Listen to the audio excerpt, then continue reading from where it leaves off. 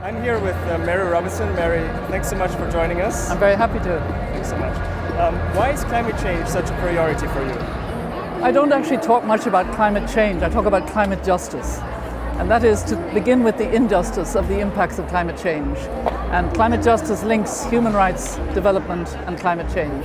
And it says that we have to understand the injustice and make sure that we share the burdens and the benefits of climate change equitably and fairly.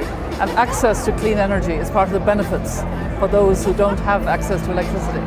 So that explains my next questions, which would have been about the SDGs and energy in the context of the SDGs. Absolutely. I mean, SDG 7 is incredibly important as an enabler of so many of the other SDGs.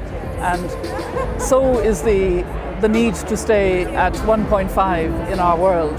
I have seen, as the Special Envoy last year on El Nino and climate of the Secretary General, I've seen the impacts in countries already vulnerable from climate change. And then layered on top of that, you have the El Nino prolonged drought, terrible flooding, and it's devastating community. It's setting them back very badly. And now we're hearing that there might be another El Nino in 2017. And we have such a lot to do to build resilience, and getting energy to the poorest communities is vital for that.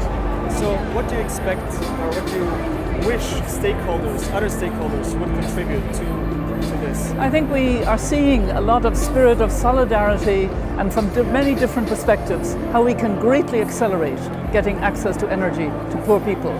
And it will make such a difference to health, to education, to the whole food security, water.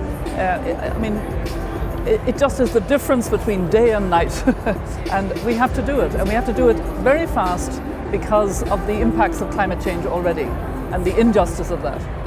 And having spent the day at this conference, what's your most important takeaway? My takeaway is that we have to remember that despite some setbacks politically, there is a great movement now.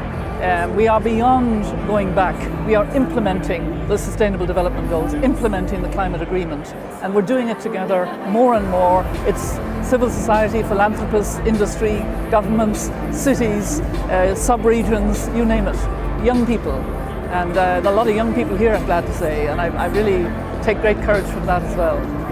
Thank you so much. Thank you. Okay.